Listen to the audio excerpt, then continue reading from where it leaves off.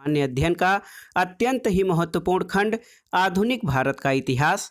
आज की वीडियो में हम जिन टॉपिक्स को कवर करेंगे उसमें मुगल साम्राज्य का पतन और विघटन, यूरोपीय कंपनियों का आगमन, बंगाल में अंग्रेजी शक्ति का उदय, पेशवाओं के अधीन मराठा साम्राज्य और आंग्ल मराठा संघर्ष, सिख एवं अंग्रेज संबंध, 1857 ईस्वी का विद्रोह, धार्मिक और सामाजिक सुधार आंदोलन, भारतीय राष्ट्रीय स्वतंत्रता आंदोलन, भारतीय राष्ट्रीय आंदोलन से संबंधित महत्वपूर्ण संगठन एवं संस्थाएं तथा ब्रिटिश भारत में शिक्षा का विकास और भारतीय समाचार पत्रों का इतिहास है।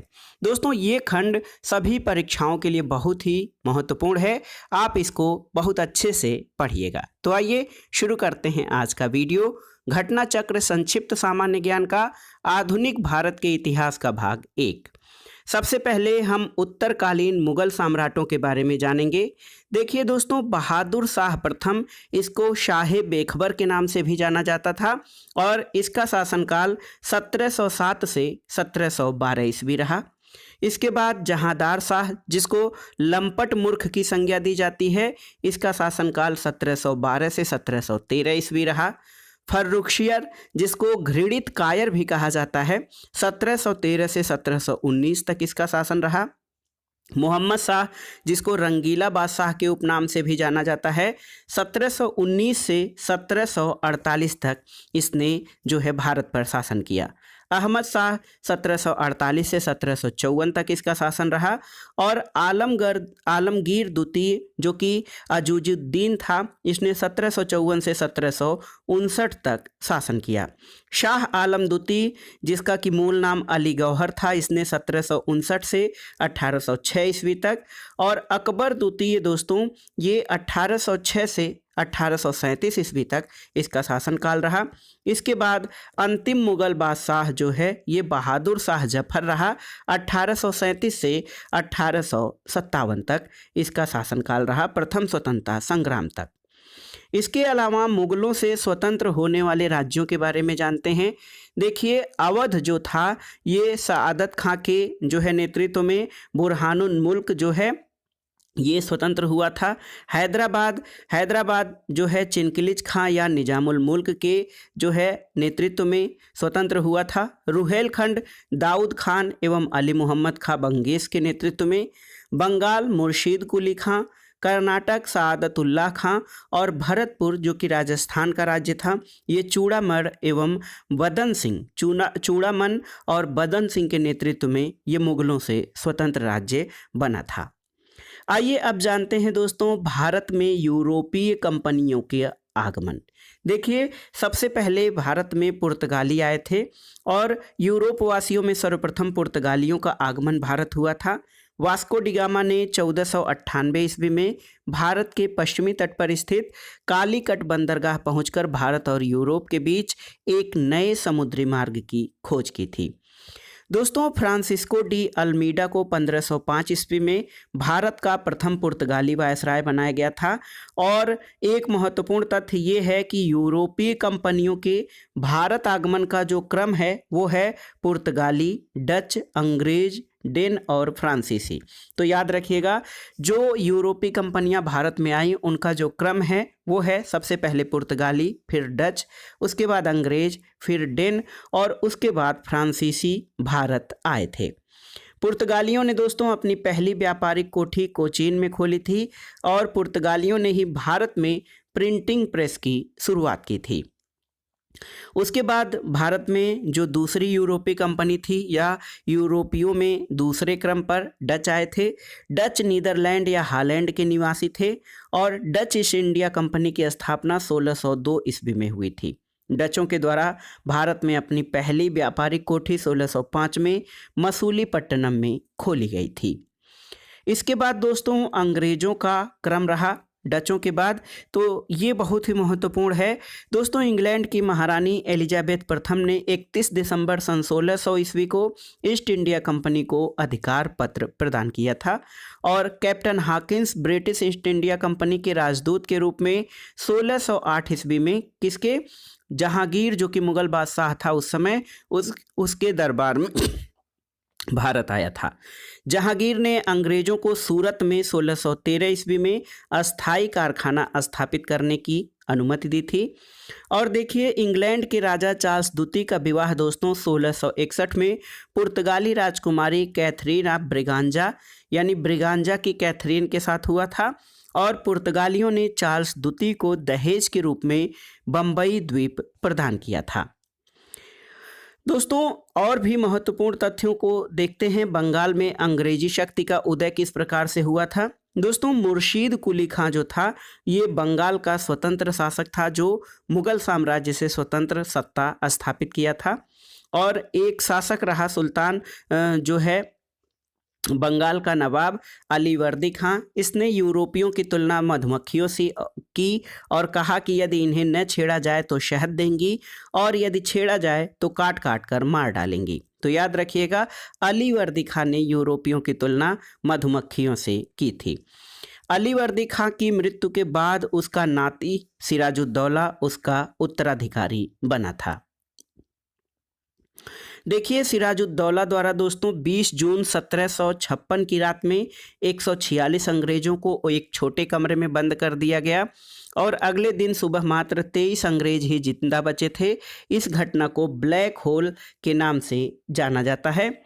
प्लासी का युद्ध 23 जून 1757 को अंग्रेज सेनापति रॉबर्ट क्लाइव और बंगाल के नवाब सिराजुद्दौला के बीच हुआ था। तो ये तिथि याद रखिएगा दोस्तों, प्लासी का युद्ध 23 जून 1757 को अंग्रेज सेनापति रॉबर्ट क्लाइव और बंगाल के नवाब सिराजुद्दौला के बीच हुआ था।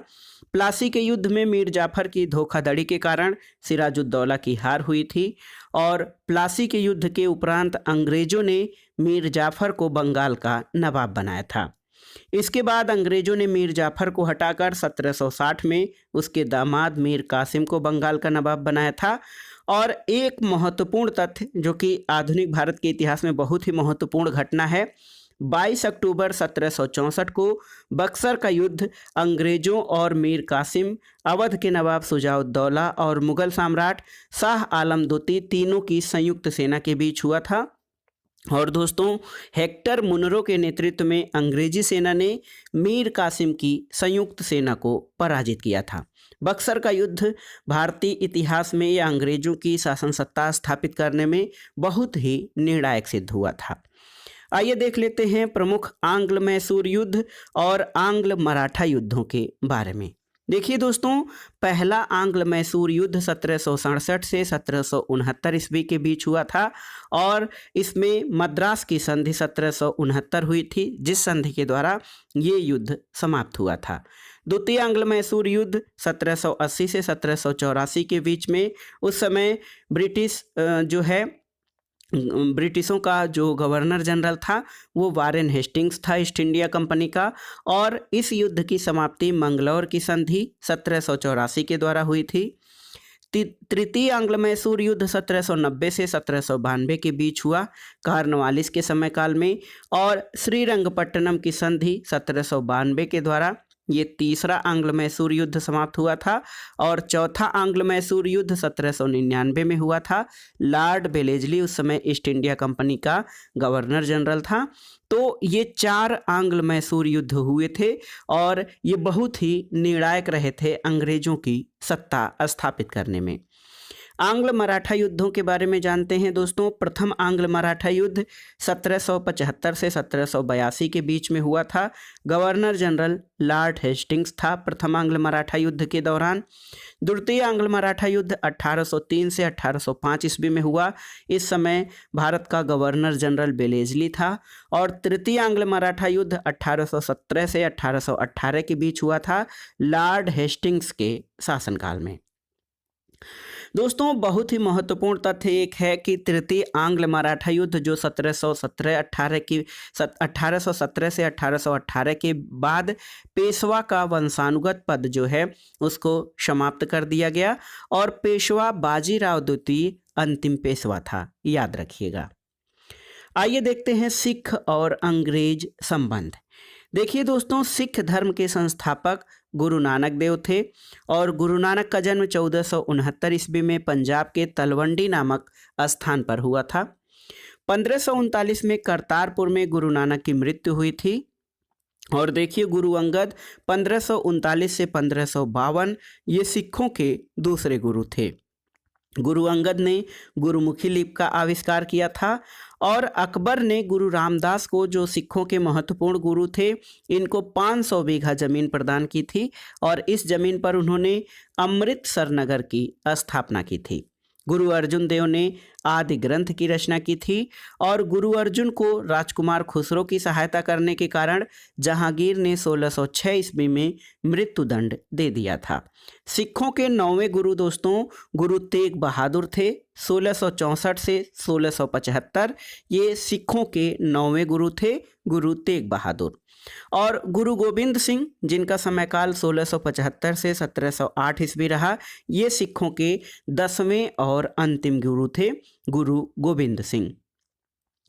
दोस्तों देखिए बहुत ही महत्वपूर्ण है, गुरु गोविंद सिंह का जन्म 1666 में पटना में हुआ था और गुरु गोविंद सिंह ने 1699 में वैसाखी के दिन खालसा पंथ की स्थापना की थी।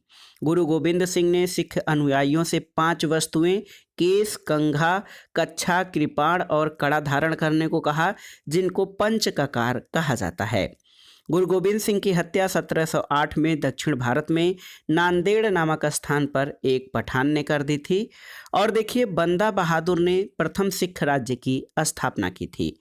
बंदा बहादुर को फर्रुखसियर के शासनकाल में मृत्युदंड दे दिया गया था। और देखिए पंजाब में महत्वपूर्ण शासक रणजीत सिंह रहे। इन्होंने 1799 में लाहौर का जो है शासक के रूप में इन्होंने पदभार संभाला और रणजीत सिंह का संबंध जो है सुकरचकिया मिसल से था। रणजीत सिंह का राज्य 4 सूबों में बटा था, पेशावर, कश्मीर, मुल्तान और लाहौर। और रणजीत सिंह के समय साम्राज्य की राजधानी लाहौर थी। रणजीत सिंह को दोस्तों कोहिनूर हीरा शाह शुजा से प्राप्त हुआ था, याद रखिएगा। रणजीत सिंह महत्वपूर्ण शासक थे सिखों के। आंग्ल सिख युद्धों के बारे में जानते हैं दोस्तों। प्रथम आंग्ल सिख युद्ध 1845-46 के दौरान हुआ था और युद्ध के दौरान भैरोवाल की संधि 1846 में हुई थी। और दूसरा आंग्ल सिख युद्ध 1849 में हुआ था और पंजाब का विलय अंग्रेजी राज्य में इस युद्ध के द्वारा कर लिया गया था। आइए देखते हैं अंग्रेजी शासन के विरुद्ध महत्वपूर्ण विद्रोहों के बारे में। विद्रोह, प्रभावित क्षेत्र, संबंधित नेता और इस विद्रोह का समय काल क्या रहा। पहला महत्वपूर्ण विद्रोह अंग्रेजों के विरुद्ध था सन्यासी विद्रोह और ये बिहार और बंगाल में चला था। केना सरकार और दिरजी नारायण इसके महत्वपूर्ण नेता थे और इसका समय 1763 से 1800 तक था सन्यासी विद्रोह का। चुआर विद्रोह दोस्तों बांकुड़ा बंगाल में चला अंग्रेजों के खिलाफ। दुर्जन सिंह इसके प्रमुख नेता थे और इस आंदोलन का या विद्रोह का जो समय काल था 1769 से 1799। पालीगरों का विद्रोह तमिलनाडु में और वीर पी कट्टबोम्मन जो है इसके नेता थे पालीगर विद्रोह के। 1799 से 1801 था इस विद्रोह का समय काल। भील विद्रोह दोस्तों 1818 से 1831 में पश्चिमी घाट में चला था दक्षिण भारत में और त्र्यंबक जी भील विद्रोह के प्रमुख नेता थे। रामोसी विद्रोह पश्चिमी घाट में चला चित्तर सिंह और उमा जी के नेतृत्व में 1822 से 1826 के दौरान। इसके अलावा पागलपंथी विद्रोह जो था ये बंगाल में चला था करम शाह और टीपू के नेतृत्व में 1825 से 1833 तक। अहोम विद्रोह असम में गोमधर कुंवर और रूपचंद्र कोनार के द्वारा संचालित किया गया था 1828 से 1833 में। और दोस्तों अंग्रेजी शासन के विरुद्ध बहावी आंदोलन जो 1826 से 1871 तक चला बिहार और उत्तर प्रदेश में सैयद अहमद बरेलवी के नेतृत्व में। दोस्तों बहावी आंदोलनकारी मोहम्मद साहब कालीन इस्लाम को पुनः स्थापित करना चाहते थे और इनको सुधार पसंद नहीं था। इसके अलावा देखिए प्रमुख विद्रोहों में कोल आंदोलन ये छोटा नागपुर झारखंड में चला बुद्धू भगत के नेतृत्व में 1831-32 में। खोंड विद्रोह तमिलनाडु से बंगाल तक 1817 से 1856 तक चक्र विशोई के नेतृत्व में चला। खासी विद्रोह ब्रिटिश शासन के विरुद्ध मेघालय में चला तीरथ सिंह इसके प्रमुख नेता थे 1829 में। फराइजी आंदोलन बंगाल में संचालित किया गया। शरीयतुल्लाह दादू मियाँ इसके प्रमुख नेता थे। 1838 से 1857 तक फराइजी आंदोलन चला। संथाल विद्रोह बहुत ही महत्वपूर्ण था जो बंगाल और झारखंड में चलाया गया। सिद्धू कान्हू इसके प्रमुख नेता थे। 1855-56 में संथाल विद्रोह रहा अंग्रेजी शासन के विरुद्ध। इसके अलावा दोस्तों मुंडा विद्रोह था झारखंड में बिरसा मुंडा के नेतृत्व में। 1899 से 1900 इस विद्रोह का समयकाल था। पाइका विद्रोह ये उड़ीसा में बक्सी जगबंधु के द्वारा चलाया गया 1817 से 1825 के दौरान। नील विद्रोह बंगाल में दिगंबर विश्वास और विष्णु विश्वास द्वारा चलाया गया 1859-60 में। पावना विद्रोह पावना बंगाल में ईशान चंद्र राय और शंभुपाल द्वारा संचालित किया गया 1873 से 1876 के बीच। दक्कन विद्रोह महाराष्ट्र में 1874-75 में चला। मोपला विद्रोह बहुत ही महत्वपूर्ण था मालाबार केरल में अली मुसलियार के नेतृत्व में चलाया गया 1920-22 के दौरान।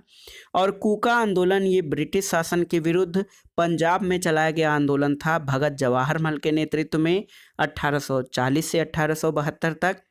रंपा विद्रोह आंध्र प्रदेश और बिहार में सीताराम राजू के नेतृत्व में चला 1922 से 1924 के दौरान।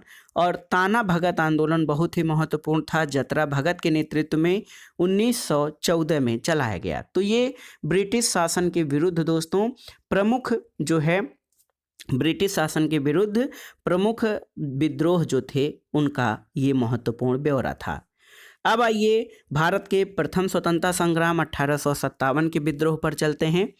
दोस्तों 1857 की क्रांति का तात्कालिक कारण गाय और सूअर की चर्बी वाले कारतूस थे। 34वीं रेजिमेंट बैरकपुर के सैनिक मंगल पांडे ने अपने अधिकारी लेफ्टिनेंट बाग और जनरल ह्यूसन को गोली मार दी। फलस्वरूप उन्हें गिरफ्तार करके 8 अप्रैल 1857 को फांसी दे दी गई। 10 मई 1857 को मेरठ छावनी में सैनिकों ने विद्रोह कर दिया और अगले दिन दिल्ली पर नियंत्रण कर लिया गया। 1857 की क्रांति के समय भारत का गवर्नर जनरल लॉर्ड कैनिंग और इंग्लैंड के प्रधानमंत्री लॉर्ड पामर्स्टन थे। तो ये प्रश्न पूछा जाता है कि 1857 की क्रांति के समय भारत के गवर्नर जनरल कौन थे और इंग्लैंड के प्रधानमंत्री कौन थे। तो याद रखिएगा गवर्नर जनरल उस समय लॉर्ड कैनिंग और इंग्लैंड के पीएम पामर्स्टन थे। आइए देखते हैं 1857 के विद्रोह के जो स्वरूप था उसके संबंध में विभिन्न इतिहासकारों के क्या मत रहे हैं। वीडी सावरकर जो कि राष्ट्रवादी नेता थे, इन्होंने कहा कि ये भारत का प्रथम स्वतंत्रता संग्राम था और डिजरायली ने इसे राष्ट्रीय विद्रोह कहा था। 1857 के विद्रोह के बारे में पाल, सर जॉन लॉरेंस और सीले का कहना था कि यह पूर्णतः सिपाही विद्रोह था और जेम्स आउटरम और डब्ल्यू टेलर का मानना था कि ये अंग्रेजों के विरुद्ध हिंदू और मुसलमानों का संयंत्र था। बर्बरता और सभ्यता के बीच युद्ध टी.आर. होम्स ने 1857 के बारे में टिप्पणी की थी और धर्मांधों का ईसाइयों के विरुद्ध युद्ध L.E.R. रीज ने 1857 के विरुद्ध में टिप्पणी की थी। अब आइए देखते हैं भारत के प्रथम स्वतंत्रता संग्राम से संबंधित महत्वपूर्ण पुस्तकें और उनके लेखकों के बारे में। The Indian war of independence 1857 VD. Savarkar की पुस्तक है। The great rebellion Ashok Mehta द्वारा लिखी गई है। सिपाही mutiny and the revolt of 1857 RC. Majumdar की पुस्तक है और 1857 S.N. सेन द्वारा लिखी गई पुस्तक है। आइए देखते हैं भारत के प्रथम स्वतंत्रता संग्राम 1857 में जो प्रमुख नेतृत्वकर्ता थे अन्य स्थानों पर ब्रिटिश सत्ता के विरुद्ध, उनके बारे में विस्तार से। दिल्ली में दोस्तों देखिए नेता जो थे दिल्ली में विद्रोह दमन, ये बहादुर शाह जफर बख्त खां 11 मई 1857 को और निकलसन और हडसन ने इसका नेतृत्व किया था, विद्रोह का दमन किया था। कानपुर के नेता नाना साहब और तात्या टोपे थे। 5 जून 1857 को दोस्तों यहाँ पर क्रांति का बिगुल बजा और विद्रोह का दमन कैंपबेल ने 6 दिसंबर 1857 को किया। लखनऊ में 1857 के विद्रोह के नेता बेगम हजरत महल और इन्होंने 30 मई 1857 को विद्रोह किया। कैंपबेल ने मार्च 1858 में इस विद्रोह को दबा दिया था। झांसी की नेता रानी लक्ष्मीबाई थीं जून 1857 में, और विद्रोह का दमन ह्यूरोज ने 1858 में किया था। इलाहाबाद में दोस्तों 1857 की क्रांति के नेता लियाकत अली थे, जिन्होंने जून 1857 में इस विद्रोह का नेतृत्व किया था, और कर्नल नील ने 1858 में इलाहाबाद में विद्रोह का दमन किया था।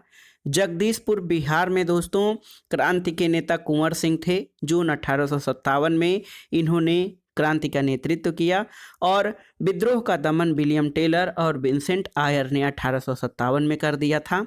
बरेली भी महत्वपूर्ण केंद्र था 1857 की क्रांति का, और 1857 में खान बहादुर खान ने बरेली में विद्रोह का नेतृत्व किया, और वहां दमन कैंपबेल ने 1858 में किया। फैजाबाद में विद्रोहियों के नेता मौलवी अहमदुल्ला थे, और वहां पर कैंपबेल ने 1858 में विद्रोह का दमन किया था। दोस्तों तात्या टोपे का वास्तविक नाम रामचंद्र पांडुरंग था, और रानी लक्ष्मीबाई को 17 जून 1858 को वीर गति की प्राप्त हुई थी। और रानी लक्ष्मीबाई को जब वीर गति की प्राप्त हुई थी तो उस समय जनरल ह्यूरोज ने उनके बारे में टिप्पणी की थी कि यहाँ सोई हुई जो महिला है ये भारतीयों में अकेली मर्द है। आइए अब धार्मिक और सामाजिक सुधार आंदोलन पर चलते हैं। भारत में दोस्तों जो कुरीतियाँ थीं, सामाजिक कुछ प्रथाएं थीं जो सही नहीं थीं, उनके विरुद्ध कई विचारकों ने, कई महापुरुषों ने धार्मिक और सामाजिक सुधार आंदोलन चलाए। इन सुधार आंदोलनों में सबसे महत्वपूर्ण ब्रह्म समाज था। ब्रह्म समाज की स्थापना 20 अगस्त 1828 को राजा राम मोहन राय द्वारा की गई थी। राजा राम मोहन राय ने ब्रह्म समाज से पहले 1815 ईस्वी में आत्मीय सभा का गठन किया था, और वेदांत कॉलेज की स्थापना राजा राम मोहन राय ने 1825 ईस्वी में किया था। दोस्तों राजा राम मोहन राय को भारतीय पत्रकारिता का अग्रदूत कहा जाता है। इसके अलावा इन्हें भारत में पुनर्जागरण का दूत और नव प्रातः का तारा भी कहा जाता है। राजा राम मोहन राय ने डेविड हेयर के सहयोग से 1817 में कलकत्ता में हिंदू कॉलेज की स्थापना की, और मुगल सम्राट अकबर द्वितीय ने राजा राम मोहन राय को राजा की पदवी प्रदान की थी। दोस्तों देवेंद्र नाथ टैगोर ने तत्वबोधिनी सभा की स्थापना की थी, और केशव चंद्र सेन ने भारतीय ब्रह्म समाज का गठन किया था। धार्मिक और सामाजिक सुधार आंदोलनों में ब्रह्म समाज के अलावा प्रार्थना समाज भी बहुत ही महत्वपूर्ण था, और आत्माराम पांडुरंग ने 1867 में बम्बई में प्रार्थना समाज की स्थापना की थी। महादेव गोविंद रानाडे को पश्चिमी भारत में सांस्कृतिक पुनर्जागरण का अग्रदूत कहा जाता है। आइए देखते हैं विभिन्न सामाजिक सुधारों के बारे में। देखिए दोस्तों, शिशु वध पहले जो है भारतीयों में एक परंपरा थी कि कन्या जन्म होने पर उनका वध कर दिया जाता था, और इस पर 1795 और 1804 ईस्वी में प्रतिबंध लगाया गया, और शिशु वध पर रोक लगाने से संबंधित नियम बनाए गए। सती प्रथा एक महत्वपूर्ण अमानवीय प्रथा थी, और 1829 ईस्वी में लॉर्ड विलियम बेंटिक के समय में सती प्रथा पर कानून बनाकर रोक लगाई गई। दास प्रथा 1843 में लॉर्ड एलनबरो के समय में दास प्रथा पर रोक लगाई गई। विधवा पुनर्विवाह 1856 में लॉर्ड कैनिंग के समय काल में ये कानून पारित किया गया। विधवा विवाह की अनुमति इसमें मिली, और विधवा विवाह को या विधवा पुनर्विवाह जो है इसको प्रारंभ कराने में ईश्वर चंद्र विद्यासागर की महत्वपूर्ण भूमिका थी। नेटिव मैरिज एक्ट 1872 ये लॉर्ड नॉर्थब्रुक के शासनकाल में अंतरजातीय विवाहों को प्रोत्साहन दिया गया, और एज ऑफ कंसेंट एक्ट 1891 ईस्वी में लॉर्ड लैंसडाउन के शासनकाल में, जिसमें लड़कियों के विवाह की आयु 12 वर्ष निश्चित की गई। और शारदा एक्ट दोस्तों ये 1929 में जो एक जज थे हरविलास शारदा, उनके प्रयासों से लॉर्ड इरविन के शासनकाल में लड़कियों की विवाह की आयु 14 वर्ष निश्चित की गई, और हरविलास शारदा के नाम पर ही इस एक्ट को शारदा एक्ट कहा गया है। दोस्तों देखिए, राणा डे ने पूना में सार्वजनिक सभा की स्थापना की थी 1870 में। और राणा डे को महादेव गोविंद राणा डे, जिनको एमजी राणा डे कहा जाता है, इनको महाराष्ट्र का सुकरात भी कहा जाता है। 31 दिसंबर 1893 को डी.के. कर्वे, धुंधुपंत केशव कर्वे ने विधवा पुनर्विवाह एसोसिएशन बनाया था।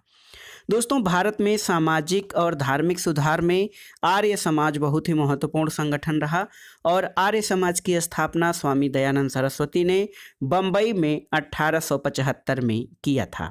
दयानंद सरस्वती ने दोस्तों वेदों को ज्ञान का भंडार माना और वेदों की ओर लौटो यानी बैक टू द वेदास का नारा दिया था। स्वामी दयानंद सरस्वती दोस्तों बहुत ही महत्वपूर्ण विचारक और समाज सुधारक थे। इनके द्वारा हिंदी भाषा में 1875 में सत्यार्थ प्रकाश की रचना की गई, 1874 में पंच महायज्ञ विधि और 1866 में पाखंड खंडन और अद्वैत मत का खंडन 1877 में इनके द्वारा महत्वपूर्ण पुस्तक लिखी गई। दोस्तों भारत में यंग बंगाल आंदोलन बहुत ही महत्वपूर्ण रहा। 1826 में इस आंदोलन की शुरुआत हेनरी विवियन डेरोजियो द्वारा किया गया था और सुरेंद्र नाथ बनर्जी ने डेरोजियो को बंगाल में आधुनिक सभ्यता का अग्रदूत और अपनी जाति के पिता के रूप में स्वीकार किया था, क्योंकि हेनरी विवियन डेरोजियो ने दोस्तों युवा वर्ग को जागृत करने में, उन्हें आधुनिक विचारों को उनके अंदर प्रेरित करने में महत्वपूर्ण भूमिका निभाई थी। इसके अलावा रामकृष्ण मिशन और स्वामी विवेकानंद दोस्तों भारत में सामाजिक सुधार आंदोलनों में बहुत ही महत्वपूर्ण रहे। स्वामी विवेकानंद दक्षिणेश्वर के स्वामी कहे जाने वाले रामकृष्ण परमहंस के परम शिष्य थे। स्वामी विवेकानंद के बचपन का नाम नरेंद्र नाथ था और 1893 ईस्वी में अमेरिका के शिकागो शहर में आयोजित विश्व धर्म सम्मेलन में स्वामी विवेकानंद ने भारत का नेतृत्व किया था। 1896 में स्वामी जी ने अमेरिका में वेदांत सभा की स्थापना की थी और 1897 में स्वामी विवेकानंद ने अपने गुरु के प्रेरणा स्वरूप रामकृष्ण मिशन की स्थापना की।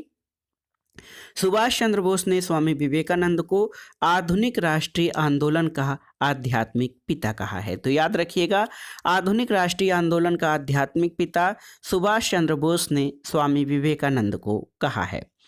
दोस्तों थियोसोफिकल सोसाइटी भी बहुत ही महत्वपूर्ण संस्था रही है भारतीयों के सामाजिक और धार्मिक उत्थान और उनको जागृत करने में। देखिए, मैडम ब्लावर्ट्स्की और कर्नल अलकाट ने न्यूयॉर्क में 1875 में थियोसोफिकल सोसाइटी की स्थापना की। थियोसोफिकल सोसाइटी का अड्डयार मद्रास में अंतर्राष्ट्रीय कार्यालय 1882 में खोला गया और अलकाट की मृत्यु के बाद 1907 में एनी बेसेंट इस सोसाइटी की अध्यक्षा बनी थी। अन्य सामाजिक धार्मिक सुधार आंदोलनों में देखते हैं दोस्तों, लोक हितवादी के नाम से गोपाल हरि देशमुख प्रसिद्ध हुए और गोपाल हरि देशमुख दोस्तों महाराष्ट्र के प्रमुख सामाजिक सुधारवादी जो है महत्वपूर्ण नेता थे। भारतीय सेवक समाज यानी the servant of India society की स्थापना 1905 में गोपाल कृष्ण गोखले द्वारा की गई। इसके अलावा दोस्तों मुस्लिम सुधार आंदोलन भी बहुत ही महत्वपूर्ण रहे। सर सैयद अहमद खान ने अलीगढ़ आंदोलन चलाया था और इसके द्वारा इन्होंने मुस्लिमों के जो है उत्थान के लिए, सामाजिक धार्मिक उत्थान के लिए प्रयास किया। मोहम्मद कासिम ननौतवी और रशीद अहमद गंगोही ने 1866 में देवबंद में इस्लामी मदरसे की स्थापना की। मिर्ज़ा गुलाम अहमद ने 1889 में अहमदिया आंदोलन की स्थापना की और 1864 में सर सैयद अहमद खान ने साइंटिफिक सोसाइटी की और 1875 में अलीगढ़ मुस्लिम एंग्लो ओरिएंटल कॉलेज की स्थापना की और यही अलीगढ़ मुस्लिम एंग्लो ओरिएंटल कॉलेज दोस्तों 1920 में अलीगढ़ मुस्लिम विश्वविद्यालय में परिवर्तित हो गया। इसके अलावा वर्ष 1930 में सर्वप्रथम द्विराष्ट्र की बात यानी हिंदू और मुस्लिम एक राष्ट्र नहीं हो सकते, द्विराष्ट्र सिद्धांत की बात मोहम्मद इकबाल ने की थी और इकबाल ने अपनी पुस्तक बंग ए दर्रा में पहली बार इनकलाब शब्द का प्रयोग किया था। इसके अलावा कुछ निम्न जातीय आंदोलन भी चलाए गए थे। देखिए 1873 में बम्बई में ज्योतिबा फूले ने सत्य शोधक समाज की स्थापना की। दोस्तों ज्योतिबा फूले ने गुलामगिरी नामक पुस्तक की रचना की थी और वर्ष 1924 में बाबा साहब डॉक्टर भीमराव अंबेडकर ने बम्बई में बहिष्कृत हितकारी सभा की स्थापना की और वर्ष 1927 में मराठी में बहिष्कृत भारत नामक पत्रिका का प्रकाशन शुरू किया था। वर्ष 1932 में महात्मा गांधी ने अछूतों को हरिजन नाम दिया था और हरिजन सेवक संघ की स्थापना की। इसके अलावा अन्य धार्मिक और सुधार आंदोलनों के बारे में जानते हैं दोस्तों। देखिए, विधवा पुनर्विवाह के लिए ईश्वर चंद्र विद्यासागर ने अथक प्रयत्न किया था। D.K. कर्वे ने वर्ष 1916 में मुंबई में प्रथम महिला विश्वविद्यालय की स्थापना की थी। भारतीय राष्ट्रीय संघ, जो कि कांग्रेस का पूर्व नाम था, इसकी स्थापना 1885 ईस्वी में एलन ऑक्टेवियन ह्यूम यानी A.O. ह्यूम द्वारा की गई थी और ये ब्रिटिश सेना के एक सेवानिवृत्त सिविल सर्वेंट थे। कांग्रेस का पहला अधिवेशन 28 दिसंबर 1885 को बम्बई स्थित गोकुल दास तेजपाल संस्कृत विद्यालय में आयोजित हुआ था। आइए देख लेते हैं दोस्तों प्रमुख उपाधियां प्राप्तकर्ता और उनको पहली बार या उपाधियों को प्रदाता कौन से लोग रहे हैं। देखिए, गुरुदेव की उपाधि, रविन्द्रनाथ टैगोर को गुरुदेव कहा जाता है। इनको महात्मा गांधी ने सबसे पहले गुरुदेव की उपाधि दी थी। महात्मा गांधी को महात्मा की उपाधि रविन्द्रनाथ टैगोर ने प्रदान की थी। नेताजी सुभाष चंद्र बोस को एडोल्फ हिटलर ने कहा था दोस्तों। सरदार वल्लभ भाई पटेल को सरदार की उपाधि बारदोलों की महिलाओं की तरफ से महात्मा गांधी ने दिया था। देश रत्न या अजात शत्रु, ये डॉक्टर राजेंद्र प्रसाद की उपाधि है, महात्मा गांधी ने इनको कहा था। कायदे आजम मोहम्मद अली जिन्ना को महात्मा गांधी ने, और देश नायक दोस्तों सुभाष चंद्र बोस को देश नायक की संज्ञा रविन्द्रनाथ टैगोर ने दी थी। स्वामी विवेकानंद को विवेकानंद महाराजा खेतड़ी ने कहा था। और राष्ट्रपिता, देखिए, महात्मा गांधी को फादर ऑफ द नेशन यानी राष्ट्रपिता की संज्ञा सुभाष चंद्र बोस द्वारा दी गई और राम मोहन राय को राजा की उपाधि अकबर द्वितीय ने दिया था। आइए देखते हैं दोस्तों भारतीय राष्ट्रीय आंदोलन से संबंधित महत्वपूर्ण संगठन एवं संस्थाओं के बारे में। संस्था, उनका स्थापना वर्ष और उनकी स्थापना किसने की थी उसके बारे में। देखिए, एशियाटिक सोसाइटी 1784 में इसकी स्थापना विलियम जोन्स द्वारा की गई थी।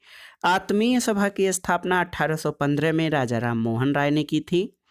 युवा बंगाल आंदोलन या यंग बंगाल आंदोलन 1826 में हेनरी लुई विवियन डेरेजियो द्वारा इसकी स्थापना की गई। ब्रह्म समाज की स्थापना 1828 में राजा राम मोहन राय द्वारा। तत्वबोधिनी सभा 1839 में देवेंद्र नाथ ठाकुर द्वारा स्थापित किया गया था। परमहंस मंडली 1849 में आत्माराम पांडुरंग, बालकृष्ण जयकर और दादोबा पांडुरंग के द्वारा स्थापित किया गया। दोस्तों, रहनुमाई माजदयासन सभा 1851 में दादा भाई नौरोजी द्वारा स्थापित किया गया। मोहम्मदन लिटरेरी सोसाइटी 1863 में अब्दुल लतीफ़ के द्वारा। इसके अलावा दोस्तों वेद समाज की स्थापना 1864 में के श्रीधरालू नायडू द्वारा स्थापित किया गया। साइंटिफिक सोसाइटी आप जानते भी हैं 1864 में सर सैयद अहमद खान द्वारा स्थापित किया गया। ईस्ट इंडियन एसोसिएशन की स्थापना 1866 में दादा भाई नौरोजी ने की थी। पूना सार्वजनिक सभा 1870 में महादेव गोविंद रानाडे द्वारा स्थापित किया गया और प्रार्थना समाज की स्थापना 1867 में आत्माराम पांडुरंग के द्वारा। सत्यशोधक समाज की स्थापना 1873 में ज्योतिबा फूले ने की और Aligarh Mohammedan Anglo oriental college की स्थापना 1875 में सर सैयद अहमद खान के द्वारा किया गया। 1875 में इंडियन लीग की स्थापना शिशिर कुमार घोष द्वारा की गई और आर्य समाज बहुत ही महत्वपूर्ण संस्था रही। स्वामी दयानंद सरस्वती द्वारा 1875 में बम्बई में इसकी स्थापना की गई थी। इसके अलावा दोस्तों देखिए, थियोसोफिकल सोसाइटी की स्थापना 1875 में मैडम ब्लावत्स्की और कर्नल अलकाट द्वारा की गई और अड्डयार मद्रास में इसका अंतर्राष्ट्रीय मुख्यालय खोला गया था। इंडियन एसोसिएशन 1876 में आनंद मोहन बोस और सुरेंद्र बनर्जी के द्वारा स्थापित किया गया। भारतीय राष्ट्रीय कांग्रेस की स्थापना 1885 में A.O. ह्यूम के द्वारा किया गया था। बॉम्बे प्रेसिडेंसी एसोसिएशन 1885 में फिरोज शाह मेहता, K.T. तेलंग और तैयब जी ने किया था। एक प्रश्न है आपके लिए दोस्तों, देखिए फिरोज शाह मेहता, तेलंग और तैयब जी को जो है भारतीय इतिहास में किसकी उपाधि दी गई है, तीनों को मिलाकर आपको कमेंट बॉक्स में इसका उत्तर देना है।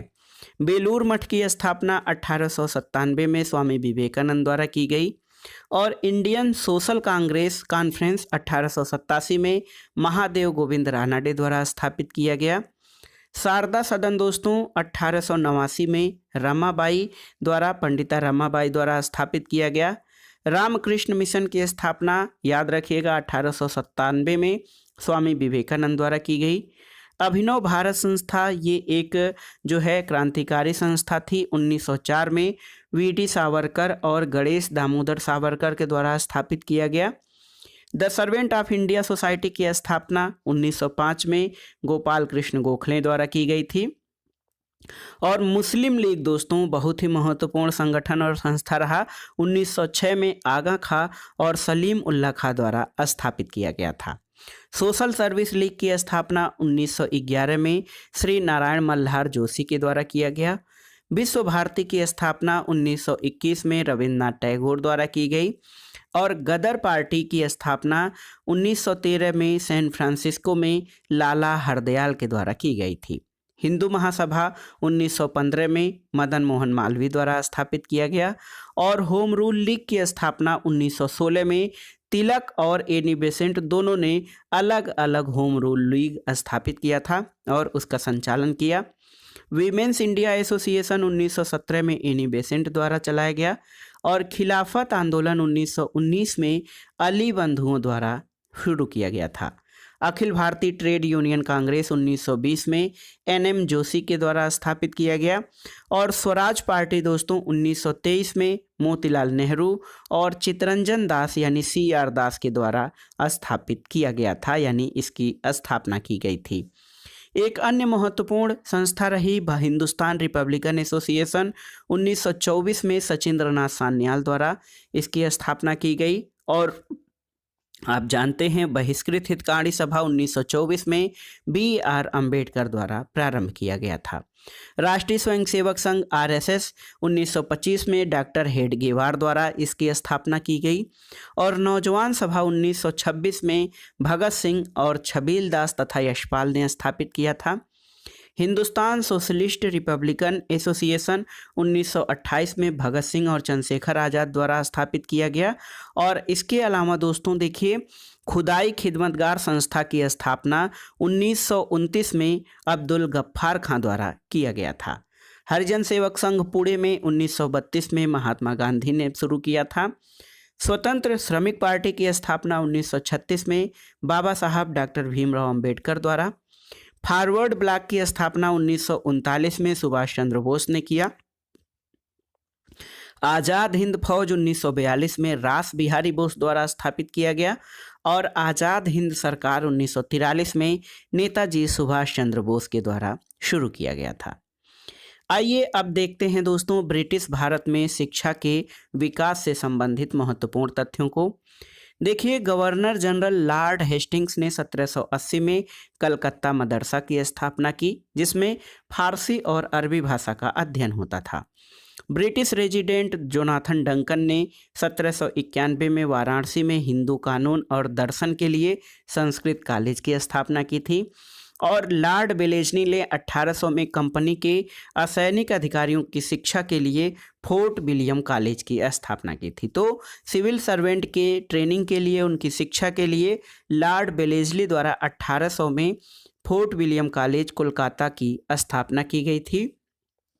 और देखिए बहुत ही महत्वपूर्ण तथ्य है, सबसे पहले 1813 के चार्टर एक्ट में 1 लाख रुपया भारत में शिक्षा के प्रसार के लिए व्यय करने का प्रावधान किया गया था। अलेक्जेंडर डफ द्वारा शिक्षा के अधोमुखी निस्यंदन के सिद्धांत का प्रतिपादन किया गया और लॉर्ड मैकाले ने इसे भारत में लागू करवाया था। दोस्तों, चार्ल्स वुड के डिस्पैच को 1854 ईस्वी का जो था, इसको भारतीय शिक्षा का मैग्ना कार्टा कहा जाता है। देखिए, शिक्षा पर एक महत्वपूर्ण कमीशन हंटर कमीशन था। इसका गठन 1882 में किया गया था और इसने प्राथमिक शिक्षा के प्रसार के लिए उपाय सुझाया था। इसके अलावा वर्ष 1902 में लॉर्ड कर्जन द्वारा टॉमस रैले की अध्यक्षता में यूनिवर्सिटी कमीशन यानी विश्वविद्यालय आयोग का गठन किया गया था, जिसके फलस्वरूप भारतीय विश्वविद्यालय अधिनियम 1904 पारित किया गया। तो भारतीय विश्वविद्यालय अधिनियम 1904 रैले कमीशन की अध्यक्षता या उसकी सिफारिश के आधार पर हुआ था। दोस्तों, 1917 में ब्रिटिश सरकार ने कलकत्ता विश्वविद्यालय की संभावनाओं के अध्ययन और रिपोर्ट के लिए सैडलर विश्वविद्यालय आयोग का गठन किया था। तो सैडलर कमीशन 1917 का है। इसके अलावा दोस्तों, वर्ष 1929 में भारत में शिक्षा के विकास पर रिपोर्ट देने के लिए हार्टोग कमीशन या हार्टोग कमेटी का गठन किया गया था। हार्टोग कमेटी 1929 है और 1944 में केंद्रीय शिक्षा मंत्रिमंडल ने एक राष्ट्रीय शिक्षा योजना तैयार की, जिसको कि सार्जेंट योजना कहा जाता है। स्वतंत्रता के बाद राधाकृष्णन आयोग 1948 के सुझावों पर भारत सरकार ने 1953 में विश्वविद्यालय अनुदान आयोग यानी यूनिवर्सिटी ग्रांट कमीशन की अध्यक्षता की थी। अब आइए भारत में समाचार पत्रों के इतिहास से संबंधित प्रश्नों को देखते हैं।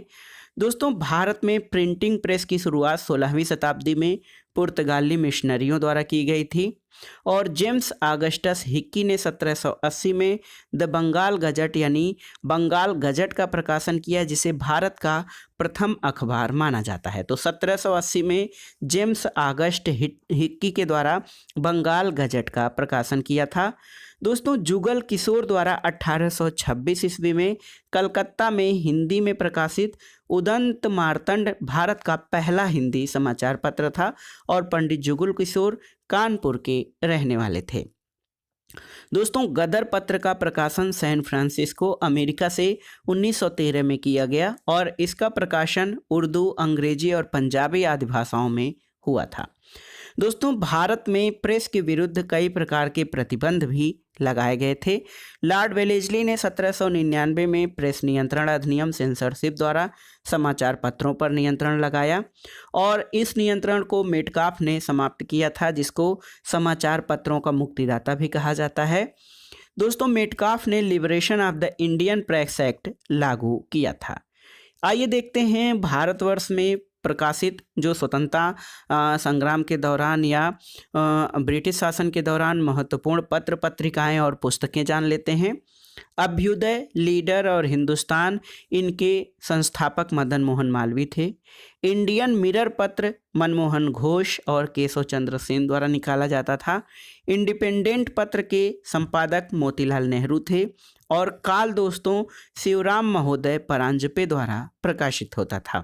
कामरेड और हमदर्द पत्र मोहम्मद अली द्वारा प्रकाशित किया जाता था और दोस्तों केसरी और मराठा तथा गीता रहस्य ये बाल गंगाधर तिलक द्वारा प्रकाशित पुस्तकें हैं। देखिए, केसरी और मराठा पत्रिकाएं हैं।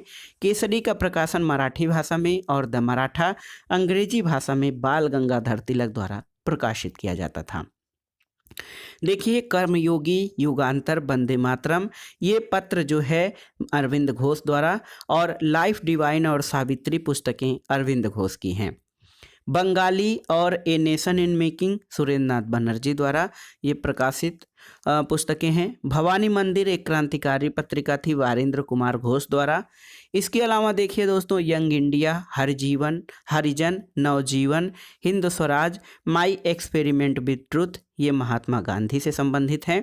संवाद कौमुदी राजा राम मोहन राय द्वारा प्रकाशित पत्र था। सोम प्रकाश ईश्वरचंद विद्यासागर द्वारा संपादित किया जाता था। अमृत बाजार पत्रिका शिशिर कुमार घोष द्वारा और दोस्तों एनी बेसेंट द्वारा जो प्रकाशित पत्र थे उनमें कॉमनवेल्थ और न्यू इंडिया थे। फ्री हिंदुस्तान का संपादन तारकनाथ दास द्वारा किया जाता था और द रिवोल्यूशनरी सचिंद्र नाथ सान्याल द्वारा जो है संपादित जो है पत्र था। एक पुस्तक है poverty and un British rule in India, और इसके अलावा राष्ट्र गोफार पत्र, राष्ट्र गोफ्तार यानी सत्यवादी इसका अर्थ होता है, ये दादा भाई नौरोजी द्वारा। और इंडिया डिवाइडेड पुस्तक डॉक्टर राजेंद्र प्रसाद द्वारा लिखित है। अनहैप्पी इंडिया लाला लाजपत राय की कृति है। और देखिए इंडिया विंस फ्रीडम, गुब्बारे खातिर और अल हिलाल, ये अबुल कलाम आज़ाद द्वारा जो है लिखित पुस्तकें हैं। Discovery of India, glimpses of world history और हिंट्स फॉर सेल्फ कल्चर, ये देखिए discovery of India, glimpses of world history ये जवाहरलाल नेहरू द्वारा, और हिंट्स ऑफ सेल्फ कल्चर ये लाला हरदयाल द्वारा जो है लिखित पुस्तक है। इंडियन अनरेस्ट सर वैलेंटाइन सिरोल की कृति है। और इंडिया फॉर इंडियंस ये चितरंजन दास यानी CR दास की पुस्तक है। होम एंड द वर्ल्ड और गीतांजलि ये रविन्द्रनाथ टैगोर द्वारा लिखित पुस्तकें हैं। नील दर्पण दीनबंधु मित्र द्वारा लिखा गया एक नाटक है जिसमें नील कृषकों की दुर्दशा का वर्णन किया गया है। सोजे वतन, कर्मभूमि और शतरंज के खिलाड़ी ये मुंशी प्रेमचंद की रचनाएं हैं। इसके अलावा दोस्तों देखिए बहुत ही महत्वपूर्ण ये बंग ए दर्रा और तराना ए हिंद मोहम्मद इकबाल द्वारा। भारत भारती पुस्तक मैथिली शरण गुप्त द्वारा लिखी गई है। भारत दुर्दशा नाटक की रचना भारतेंदु हरिश्चंद्र द्वारा किया गया। कांग्रेस का इतिहास यानी हिस्ट्री ऑफ कांग्रेस ये P सीतारामैया द्वारा लिखित पुस्तक है। सत्यार्थ प्रकाश दयानंद सरस्वती द्वारा दोस्तों आर्य समाज या आर्य समाज के सिद्धांतों की प्रचार प्रसार के लिए सत्यार्थ प्रकाश पुस्तक लिखी गई। इंडियन स्ट्रगल पुस्तक के लेखक सुभाष चंद्र बोस हैं। आनंद मठ और देवी चौधरानी बंकिम चंद्र चटर्जी द्वारा लिखित पुस्तक है। और बंदी जीवन सचिंद्र सान्याल द्वारा लिखी गई पुस्तक है। तो दोस्तों ये था संक्षिप्त सामान्य ज्ञान जो घटना चक्र का है, उसके अंतर्गत आधुनिक भारत के इतिहास का भाग 1